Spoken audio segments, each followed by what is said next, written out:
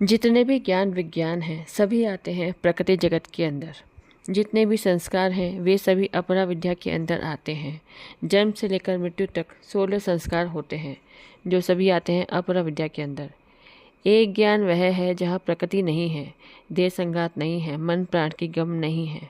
ऋषियों ने कहा कि जहाँ से वाणी मन के साथ उस परमात्मा को ना प्राप्त करके वापस लौट आती है उसके परे परमात्मा है। ज्ञान का आधार दो तरह का है, एक ज्ञान प्राकृतिक है, भौतिक है, और एक ज्ञान प्रकृति पार का है। एक ज्ञान मन से वाणी से परे है, वह ज्ञान एकमात्र अनुभव का है। आपको अनुभव है अपने शरीर का, मकान का, दुकान का, सगे संबंधियों का, शत्रुओं का, मित्र का। अपना अनुभव कहाँ है? अपना अनुभव तो वहाँ पर है जहाँ पर तुम्हारी आत्मा है। आत्मा के आधार से अक्षर के प्रकाश में, सद्गुरु के प्रकाश में जो अनुभव होता है वही आपका अपना अनुभव है।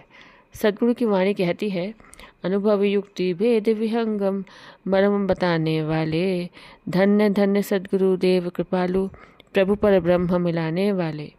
जहाँ पर अपना अनुभव है वहीं पर अध्यात्म है, वहीं पर विहंगम योग है, वहीं पर सहज योग है, वहीं पर देवयान पथ है, वहीं पर सुरति शब्द योग है, वहीं पर पराविद्या है, वहीं पर ब्रह्म विद्या है। जीवन के अंतिम क्षण में सद्गुरुदेव ने कहा कि मैंने जो कुछ भी लिखा है, जो कुछ भी कहा है, अपने 17 वर्षों की कठोर तपस्या के आध्यात्मिक अनुभव पर कहा है। मैंने उसी ज्ञान का प्रचार किया जिसका आधार मेरा स्वतः का अनुभव है। निज अनुभव वर्णन करूं, दिया ज्ञान प्रभु सोए, तेरा है तुझ में रहे, करत समर्पण सोए। हम तो उस महान सद्गुरु के शिष्य साधक हैं जिस महान सत्ता ने सारे विश्व को चुनौती दी कि परमात्मा चेतन विज्ञान का विषय है। सद्गुरुदेव ने सारे विश्व के सामने उद्घोष किया, आत्मा चेतन है, परमात्मा चेतन है। चेतन चेतन का योग जहाँ है वहीं तो विहंगम योग है। सद्गुरु सदाफल देव महाराज ने कहा कि आज देश विदेश के अंदर जितने भी संप्रदाय हैं, मजहब हैं, सभी चल रहे हैं मन बुद्धि वाणी प्रकृति की सीमा के अंदर। लेकिन विहंगम योग का ज्ञान तो वहाँ पर है जहाँ पर मन बुद्धि वाणी की सीमा ही नहीं है।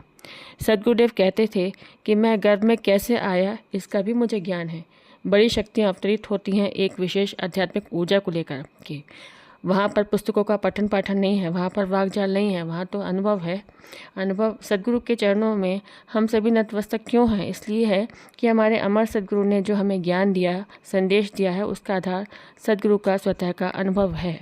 बोलिए सद्गुरुदेव की जय।